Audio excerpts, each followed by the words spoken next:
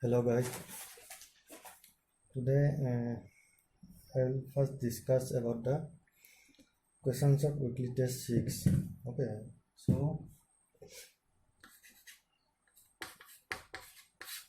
first question was given that what is centripetal force? So centripetal force, what is the definition of centripetal force? In case of circular motion, the force which acts towards the center or the force acting towards the center is called centripetal force. Okay, so in case of circular motion, the force acting towards the center is called centripetal force. What is the angle of friction? Okay, so for defining angle of friction, I have also already discussed in the classes. Okay, so angle of friction is nothing but the angle made by the resultant of normal reaction and applied force with the normal reaction. Okay, so here see F is the applied force in this object of mass m.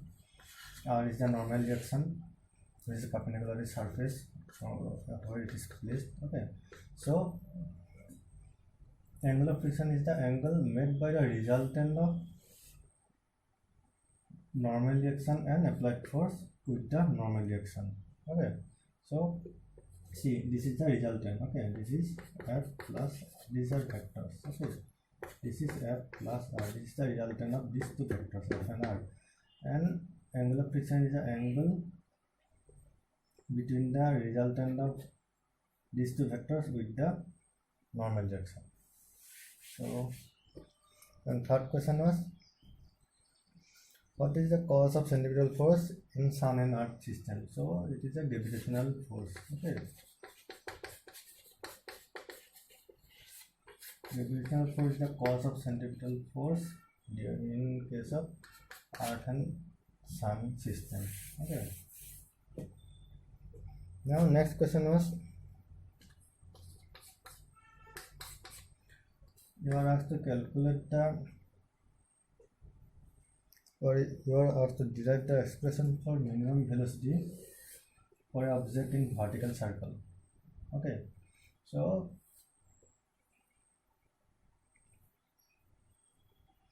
you are asked to calculate the velocity at the highest point, okay, in this vertical circle during the motion of the object. Okay, so see, you have to calculate what is the minimum velocity at this point such that it can complete this circular track or circular path.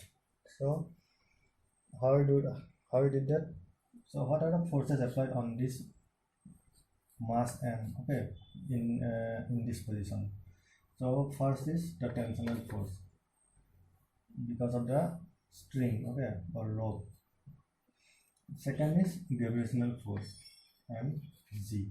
Okay, so these two forces are towards the center. So these two forces are, so centripetal force is exerted by these two forces. So we can write centripetal force is equal to, in this case, highest point, mg plus t at highest point. Okay, at suppose it is point B, at point B. So see, in this at this point, the tensional pull, okay, but we can consider the tension in the string to be 0. Okay, for minimum, let's see, t is equal to 0. Okay, when t is equal to 0, only one force which acts towards the center, that is mg. Okay, so this is the case for minimum. So this is a case for minimum velocity. Okay, t is equal to 0. Tension in the string is 0. So only force that is exerted towards the center is gravitational force at this point. So what is the minimum value of centripetal force at this point? M v squared by radius of this circular track is given r. You can consider this r. Okay, and this squared by r. And this v is the minimum velocity. Okay, this v is the minimum velocity. Okay, and it is equal to mg. Okay, you can cancel m, and v minimum is equal to gr, or v minimum is equal to root over gr.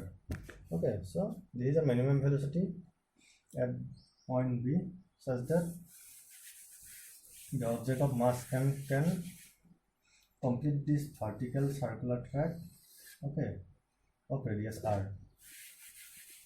So next question was, you are given two vectors. A is what? Vector A equal to 2 I cap plus j cap plus 3 k cap, and B vector was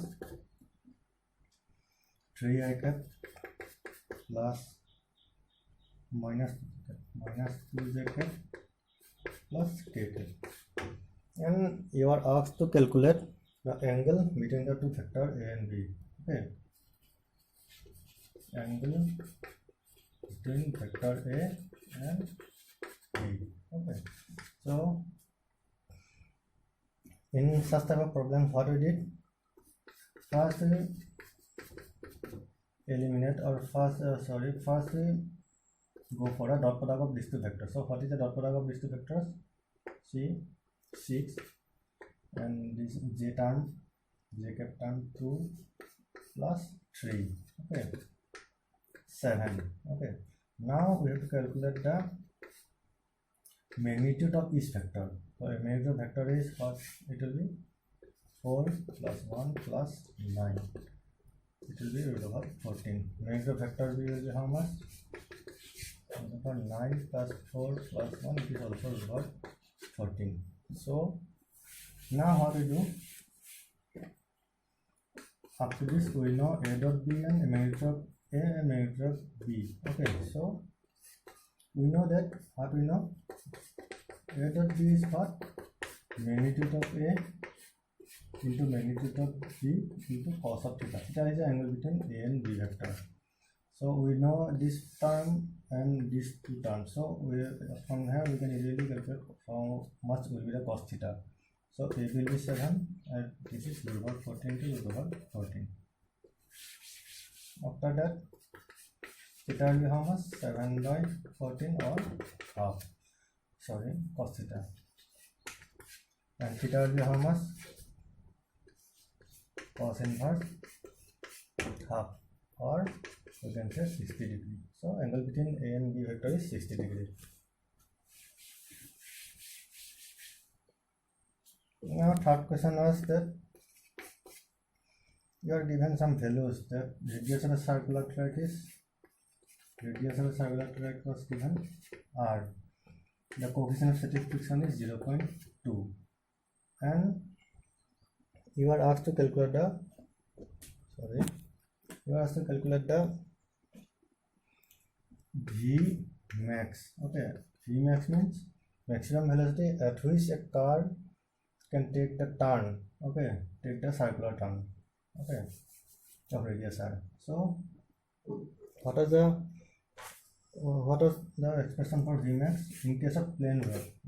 First case was that case A, banking is 0. Banking is 0 degree. Okay, there is no banking. So Vmax was, in this case, Vmax was how much? R V into mu s. Okay, this is mu s. So RG, what is mu s? Mu s is 0.2, and if we take the root of 0.2, it will be approximately 0.44 root over RG. Okay. Here value of R and G are not provided, so you can keep this term like this, root over RG. So now second case was that this is the case A, and second case was that banking is 27 degree. Banking of the road, in second case, banking of the road was 27 degree, the horizontal. So here, how much will be the Vmax? Okay, maximum is at which the car can take turn in case of this bank road. The expression was what? GR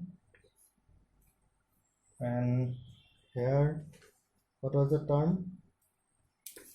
Mu s plus tan theta 1 minus mu s tan theta. Okay, so from here what is the tan 27 degree? Just provided it is approximately 0.5. So or it will be GR mu s is 0.2 plus 0.5 1 minus 0.2 into 0.5. It will be how much? 0.10, 0.1, and if we solve this, it will be 0.9. And after solving this, what it will be? 0.7 by 0.9. If we take the root of this term, we will get 0.88 root over GR. Okay, so these are the two maximum velocities. Okay, these are the two maximum velocities in case of bank road and in the case of plain road, right? There is no banking of the road. So these are the questions from a part, okay, in Figure 6. Now in the last class, what we have after what we have discussed the work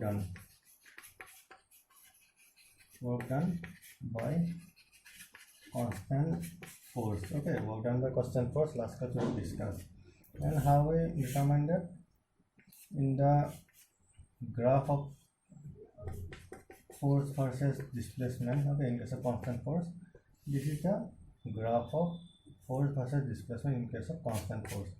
So work done is nothing but the area. Okay, not only suppose you have to calculate work done between these two points xi and xf. Okay, there's a constant force is applied on a body and we have to calculate the work done in displacing the body from xi position to xi position. So we just have to calculate it in graphical way.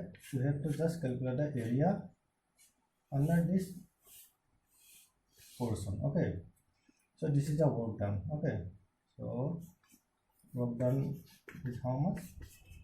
F into xf minus xf. So this is simply the work done in case of constant force. Now next case was the variable force. Work done by variable force. So what is variable force? In case of variable force, the force is not applied force is not constant with displacement. Okay, force is not uniform with respect to displacement. Okay, so it is like this. Okay, see, this is the displacement and this is applied force. Okay, so force is not constant during the or uniform during the displacement of the body. So at different position of the body, the force is different. Okay, force is varying in this position, and here force is a function of displacement, and we can write this as f of x. Okay, here we write force as f of x. So in this case, how we determine the work done? In this case also, we go for the calculating the area under this fx curve. Okay, suppose we are asked to calculate the work done between two positions xi and xf. Okay, we are given a variable force f of x and we are asked to calculate the work done in displacing the body from x initial position to final position. Okay, so how we go for this type of problem? So see, during this problem, what we go for? Our main motive is to calculate the area under this curve. Okay, and the area under this curve. Okay, to calculate we have to calculate the area under this curve to determine the work done by this variable force. So how we do that? In this case, what we do? We divide this portion or divide this area, required area, into some small division of or small interval of, we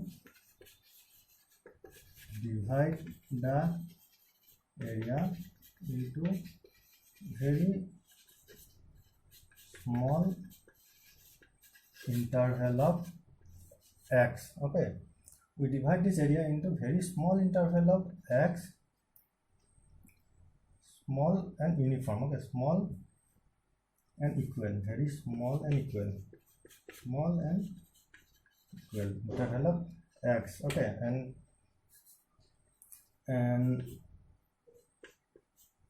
length of each interval is, length of each interval is how much we take del x. Okay, so in this case what we do, we divide this area into very small interval of, small and equal interval of x. Okay, and which is equal to del x. So see, the length of each interval, okay, this, the length of each interval is how much? Delta x. Okay, this delta x. So see, delta x is very small. Okay, it is called infinitesimally small. It is very small. All that in mathematical language it is called infinitesimally small. Okay, so see, this is the curve. Okay, f of x and x. Okay, so see, if I divide this curve, okay, and actually a magnified portion, I have taken a portion, okay, from this. So if we take this portion, okay, so interval is how much? This is delta x. Okay, so interval of this portion, interval or length of this interval is delta x. So if we take this portion, okay, if we take this portion, what we see that these 2 points, okay, this the force, okay, sorry. So if we take a magnified portion of this graph, so we can see that this is the delta x for interval. Okay, we take a small portion, 1%, which interval, length of the interval is delta x. So if we go for the value of f of x, okay, so these two values, okay, suppose I am considered this f1 and f2. Okay, for small interval of delta x, okay, okay, I'm considering, so these are two values, okay, of force, okay, on the boundary position of x. On the boundary position of delta x, these are the value of f of force. Okay, on the boundary value of delta x, what are the what is the value of force? Variable force f1 and f2. Okay, if delta x is very small, okay, if delta x is very small, then what we can consider? F1 is equal to f. Okay, if delta x is very small, okay, if delta x is very small, I am taking a magnified portion of this graph actually. So if we see in this graph, if delta x is very small, the value of, or the value of force in the boundary of one interval, okay, the value of force in a boundary of one interval, that is, here we consider f1 and f2, these two are nearly same. Okay, these two are nearly same, okay, almost equal. So we can consider, if delta is infinitely small, okay, so we can consider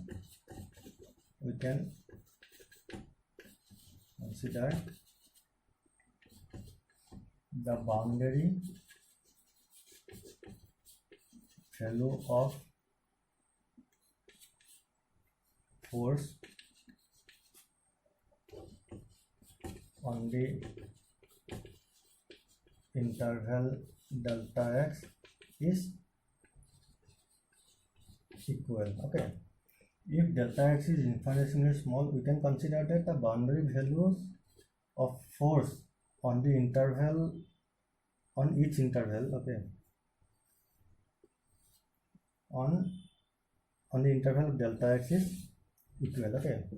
So boundary value of f of x for each interval, okay, for one interval, for every interval, I'm taking one delta x, actually. So for delta x is infinitely small, we can consider that the boundary values of force, okay, the boundary values of force for each interval of delta x is equal, okay, for delta x is infinitesimally small. So here we can consider that. So for this portion, we can consider this work done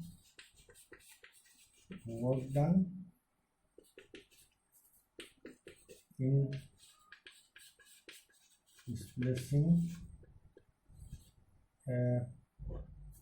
displacing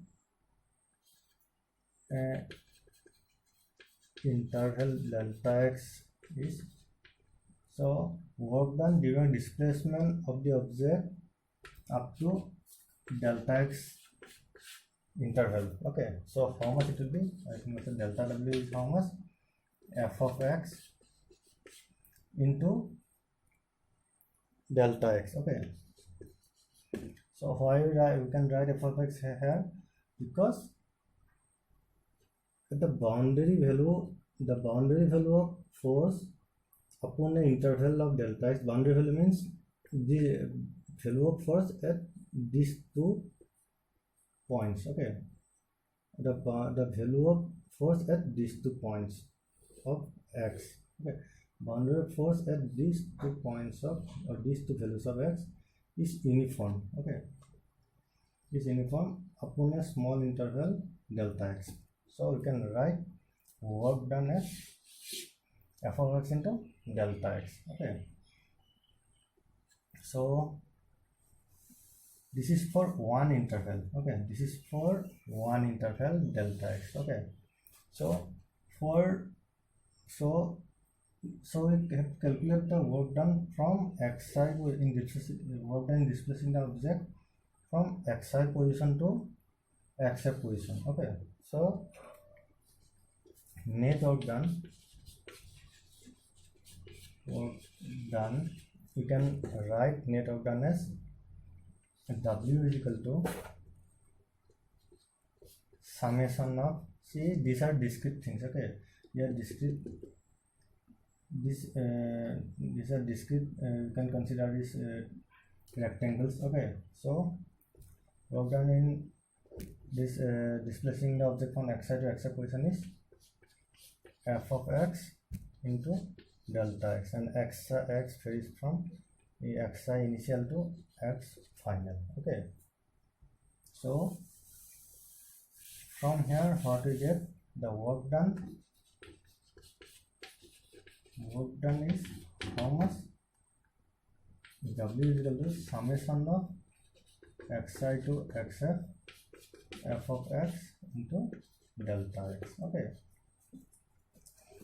So this is the work done in displacing the object up to interval delta x. So for the whole, suppose for this portion, okay, this means, so I'm considering only this, okay. So this f into delta x, this work done means this area of this portion, okay. So for the whole area, okay, from displacing the object from xi to xf position, we can write work done as a summation of all these intervals, okay, area of all these intervals. So we can write net work done as area of all these intervals, okay. So that's why we write summation, okay. Now here in this case, what is the condition that here delta x is infinitesimally small, okay. Here, sorry, Here if delta x is infinitesimally small, so we can write this as w is equal to limit del x tends to 0 summation of xi to xf fx into delta x. Okay, and this is nothing but the, and so we can write like this. Okay, if delta x is interval of displacement, delta x is infinitesimally small, we can write work done as limit delta x tends to 0 summation of xi to xf f of x in delta x. So this is nothing but the integration. Okay, so if you study the integration in maths, so you will get that this is nothing but the integration. So from this we can write w is equal to integration of xi to xf f of x into dx. Okay, so you can write this in this integral form. Okay, so this is the work done in case of variable force dx. Okay, this is work done in variable force. This is expression for work done in variable force.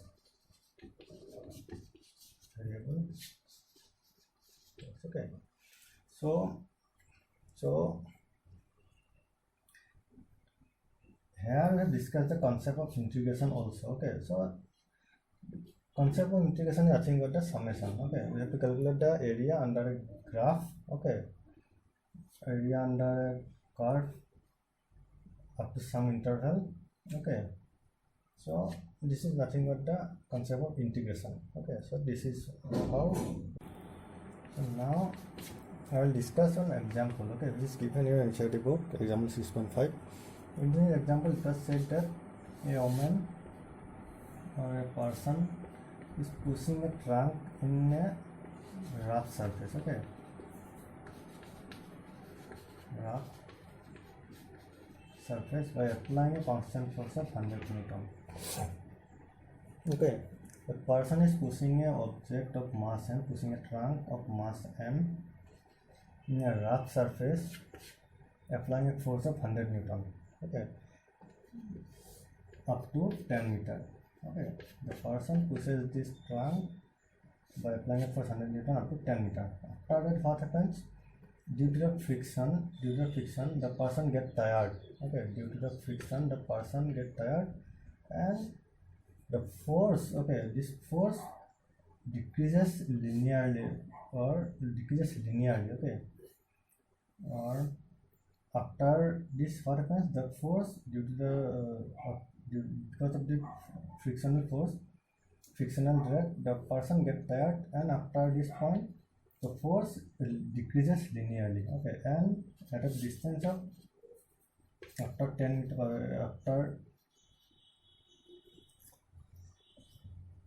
covering another 10 meter. Okay, what happens? The force becomes, at this position, force becomes 50 Newton. Initially, force was 100 Newton, which she applied to push this trunk over the rough surface, and she applied this force constantly up to 10 meter. And after this, what happens? She gets tired, and this force decreases linearly up to 15 Newton. Okay, after covering another 10 meters. So total distance is how much? 20 meters. Okay, and it was given that frictional force is given. It is how much? 15 Newton. Okay, so in this case, you are asked to draw the graph. Okay, graphical representation of this. Okay, so how we do that? See,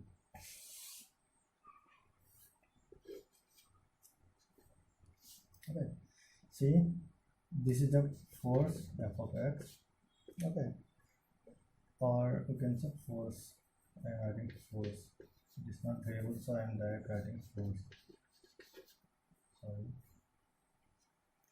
force, and this is displacement, direction of displacement x. Okay, so see, up to 10 meter, okay, up to 10 meter, so I am writing this 10 and 20. Okay, so up to 10 meter, what is the force?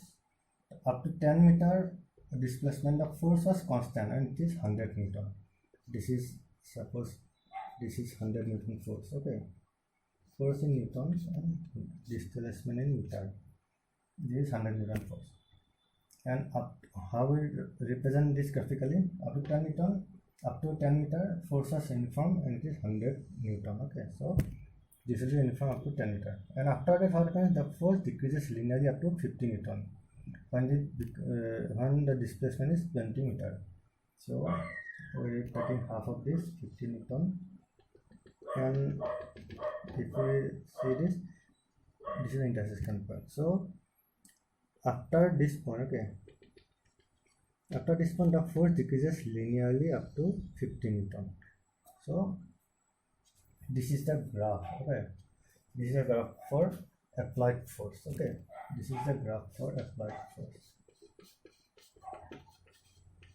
Applied force. Okay, now here it is given that the frictional force is how much? 50 Newton. Okay, 50 Newton is the frictional force. So see, work done due to friction is what? It is negative. Work done due to friction is considered as negative work. Okay, so here we consider this force as negative. Okay, because see, frictional force is acting opposite to the applied force. Okay, frictional force is acting opposite to the applied force. That is why we assign negative sign. Okay, we assign negative sign in the frictional force. So frictional force is, okay, see, when we discuss about a friction, okay, so kinetic friction, after when a body starts sliding, okay, when a body starts sliding, okay, it is the limiting value of static frictional force.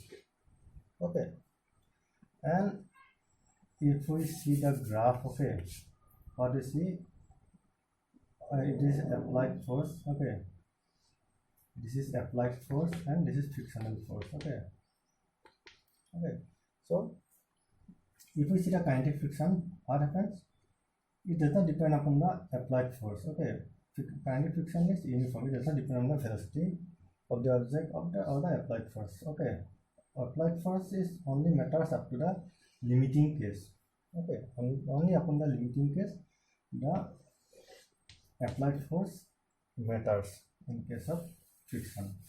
So here 50 Newton force. Okay, frictional force is 50 Newton. Okay, during the movement of this object, so it is uniform over the whole displacement of the object. So this is the graph for frictional force. Okay, so this is the graph for frictional force. So I am writing A, B, C, D, E, F, G and H. Okay, so this is the graph for our system. Okay, this is the graph for our system, and this graph is due to the frictional force, and this is minus 50 Newton. Now second thing is asked, that we are asked to calculate the work done. Okay, work done by the applied force. We are asked to calculate work done by applied force. Applied force, that is 100, this force. Okay, these forces. And secondly, work done by frictional force. Frictional force. Okay, so we have drawn the graph, so it is very easy for calculating our work done. Okay, work done is nothing but the area under the fx curve. Okay, for displacement curve. So see, this area, okay, this upper area, this is for applied force. Okay, so work done due to applied force will be the area of, so work done by the applied force will be how much? Area of OBCD plus area of CDFE. So this is a rectangle, so what will be the area? So length will be 10 into 100. Okay, 10 into 100 plus this is a trapezium. Okay, so area will be half into sum of the parallel sides. So parallel side is 1 is 50 and another is 100. 100 plus 50 into the separation between the two parallel sides. So this is 10. So how much it will be? 1000 plus half into 10 into 150. So 1000 plus 150. Sorry. So it will be how much? 5750. So ultimately what we get?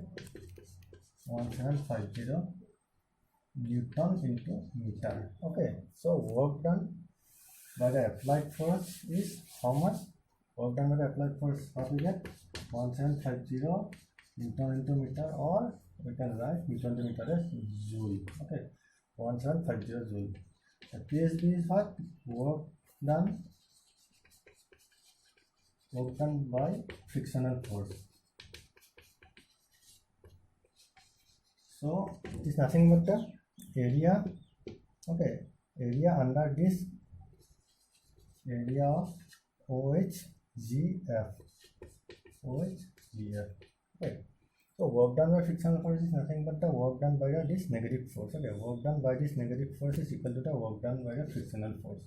So this will be the area of this portion. Okay, this rectangle OHGF. So how much it will be?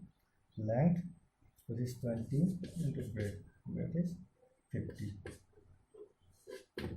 So it will be 1000 joule. Okay, so sorry, this minus 50. Okay, so minus 1000 joule. So see, these are the two work done. So this is the work done by the applied force, which is positive, and this is the work done by the negative force, work done by the frictional force, which is negative. As I discussed in the last class, that there are two types of works: positive work and negative work. Okay, so in case of frictional force, work done by the frictional force is considered as negative work done. So this is why it is negative. That is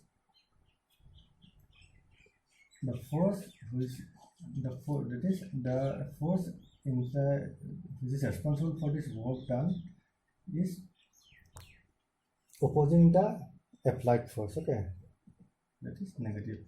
Sign is assigned. That is negative work done. So this is how we go for approach the problems. Okay, where the force displacement graph is given and you are asked to calculate the work done. Okay, now discuss the work energy theorem.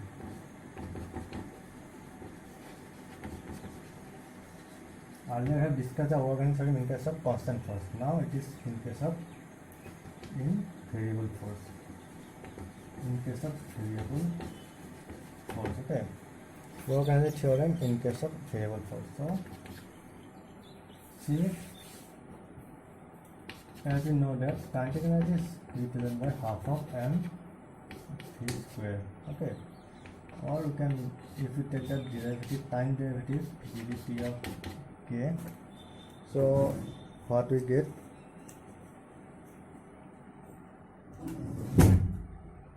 if you take the time derivative of kinetic energy, what we get? Derivative of half of, taking time derivative in both sides. Okay, this will be.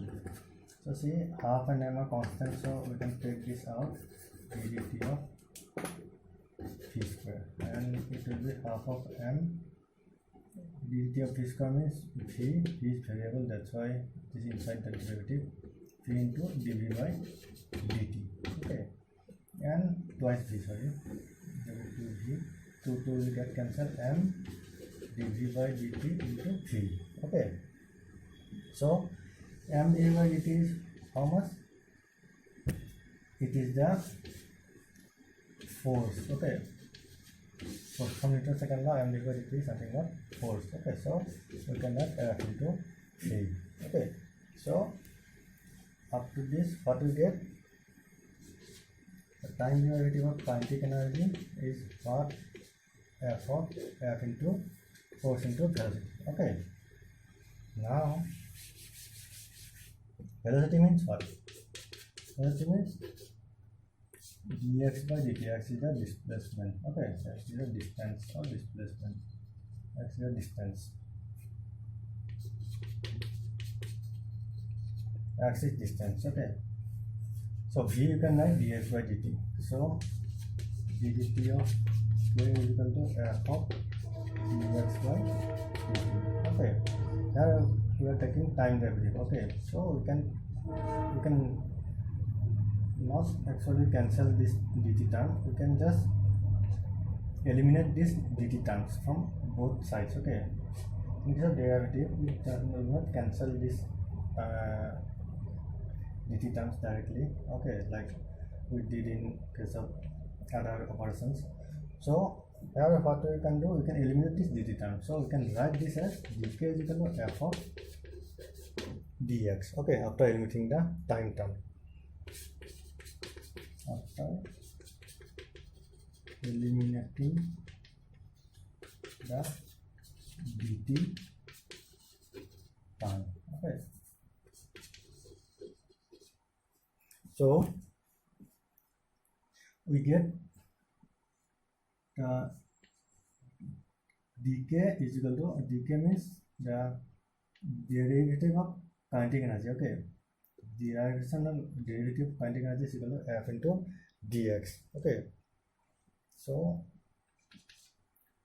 if we integrate this, so for dx means like in this earlier work, in earlier work done in variable force, what we get?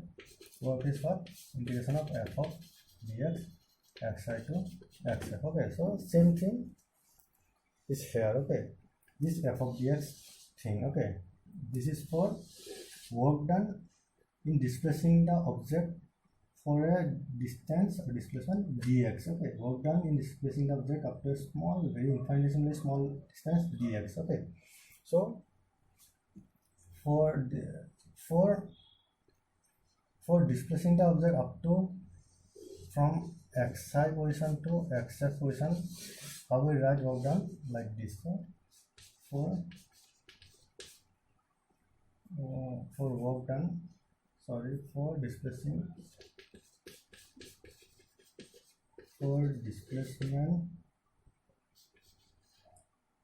from xi to xf. Okay, xi is like xi position to xf position. For the displacement in case of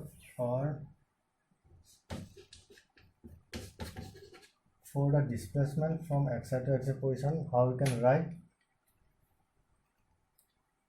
Integration of dk. Okay, dk is equal to f integration of dx. Okay, from xi to xf. Okay, see,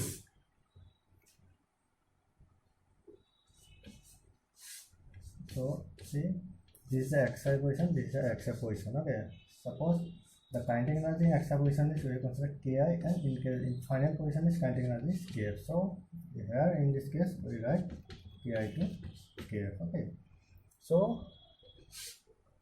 this is a work energy theorem. Okay, this is work energy theorem in case of variable force. Okay, in case of variable force, this is work energy theorem. Okay, so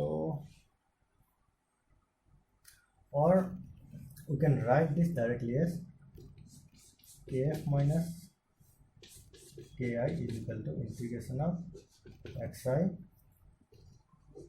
xf f of dx. Okay, you can also write this in this constant in this form. Okay, so like in case of constant force, okay, it is also same. Okay, the theorem is also same. The work done by the force F, okay, so is equal to the change in kinetic energy. Okay, work done by variable force F in displacing a object from in xy position to xy position is equal to the change in kinetic energy. Okay, so define the kinetic energy from between the two positions. Okay, so difference in kinetic energy is equal to the work done, okay, by a variable force. So this is a theorem in case of variable force. Okay, earlier the force was what? The force was constant, so we simply write that kf minus ki is equal to f into x. Okay, we simply write f into x, or I have written x f into xi minus xf, or xf minus xi. Okay, earlier it was constant force, but in case of variable force we assign integration sign. Okay, so this is the work energy theorem in case of variable force.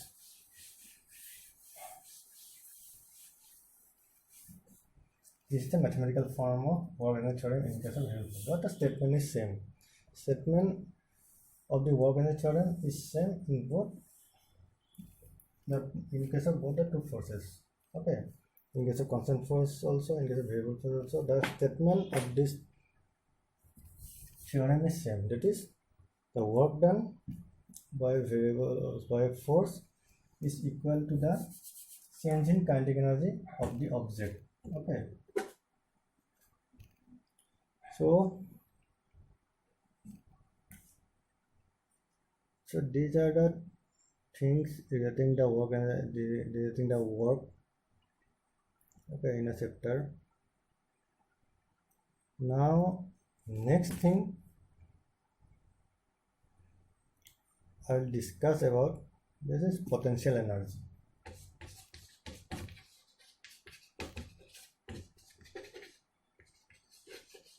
Okay, earlier we have discussed about the kinetic energy. Okay, earlier we have discussed about the kinetic energy, that is the energy stored in a body during its motion. Okay, or the work a body can done during its motion. This is kinetic energy.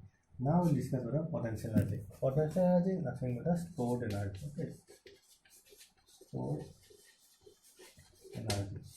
It is the stored energy. Okay, it is the stored energy in an object when it is in rest position. Okay, when a body is in a rest position, it is or it may be motion also.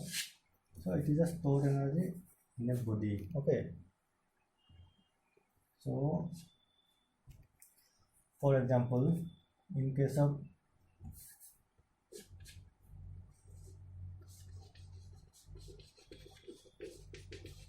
compression of spring, okay, in case of compression of spring, what happens when you compress a spring? What happens? The spring has a tendency to do work. Okay, in compressed form. Okay, in compressed form,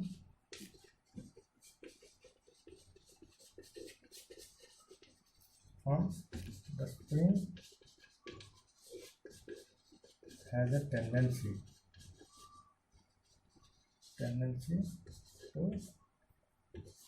to do work. Okay, in compressed form, the spring has a tendency to do work. Okay, or it has a tendency to exert force, or it can exert force in compressed form. So force, exertion of force means the work. Okay, it is doing some work.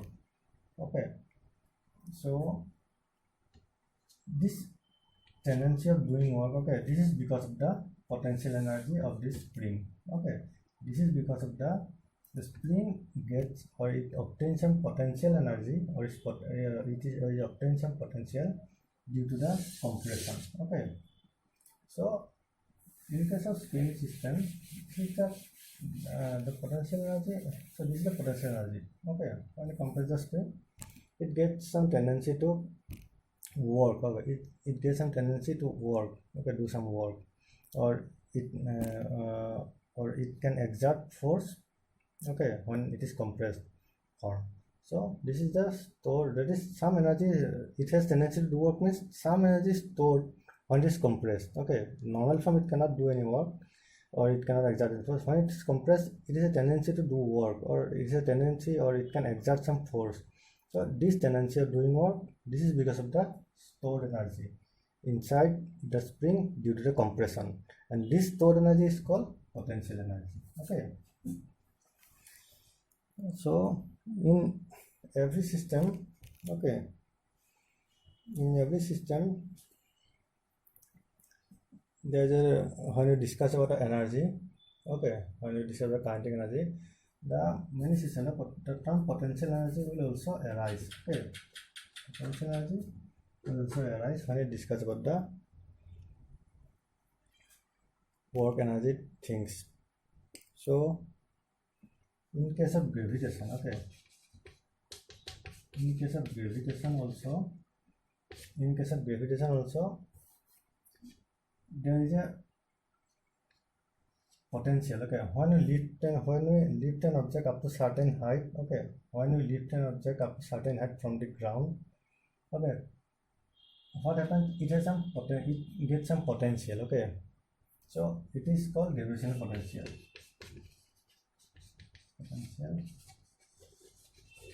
energy. Suppose this is a surface of earth and we are lifting an object up to height h. Okay, so what is the potential energy of this object of mass m? Okay, suppose the object of mass m is lifted up to a height h. Okay, object of mass m is lifted up to a height h from the ground. So what is the potential stored in this body of mass m? So what you can see, gravity is pulling this object with a force mg. Okay, the gravity is pulling this object with a force mg. Okay, mg is the gravitational pulling or gravitational force on this object. So you are doing some work. Okay, you are doing some work. Okay, so when you lift the object up to height h, okay, when mass m is lifted up to height h, okay, so you are doing some work against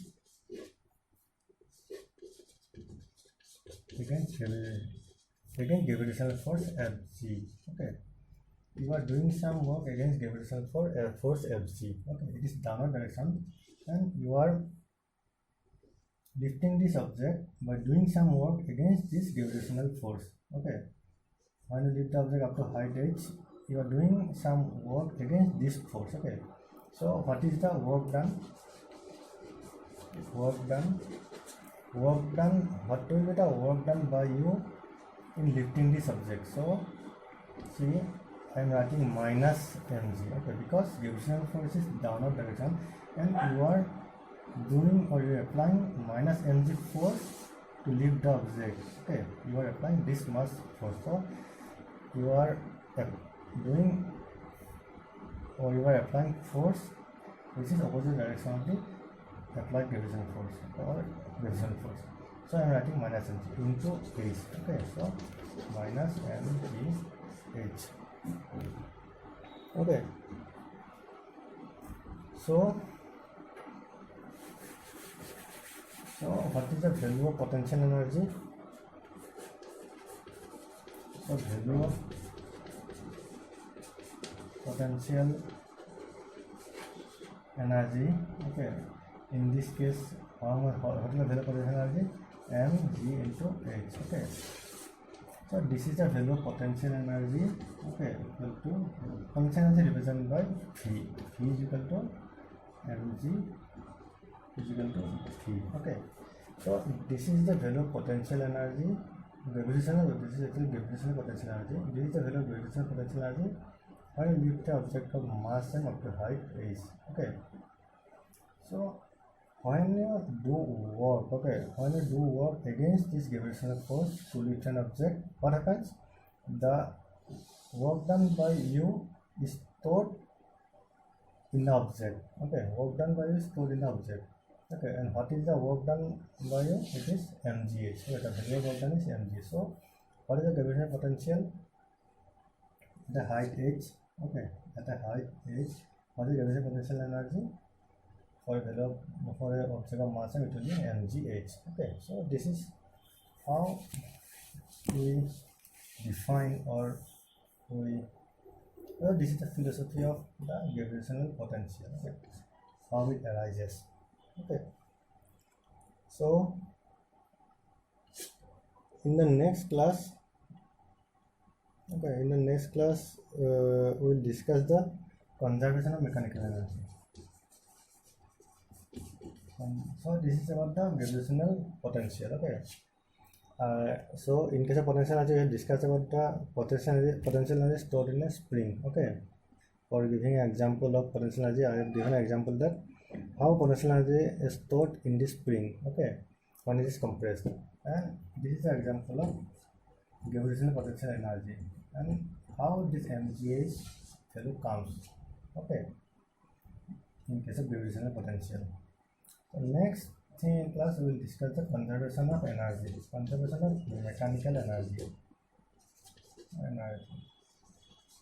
Like in the conservation of momentum, okay, there is also a theorem of that in the theorem of conservation of momentum, there is also a theorem of conservation of energy. Okay, so this thing we will discuss in the last class. Okay, so